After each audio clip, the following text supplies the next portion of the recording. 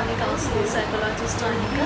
আজকে তো মা বাবাদের জন্য বলবো, ওকে তো প্লিজ আপনারা চিন্তা করবেন না, টেনশন নেবেন না, ফার্স্ট্রেট হয়ে যাবেন না এবং নিজের স্ট্রেস বাড়াবেন না যে আমার বাচ্চা অটিস্টিক কিনা, আমার বাচ্চার মধ্যে এডিএসডি আছে কিনা, আমার বাচ্চার এই ডিসঅর্ডার আছে, তোমার বাচ্চার তো এরকম নেই।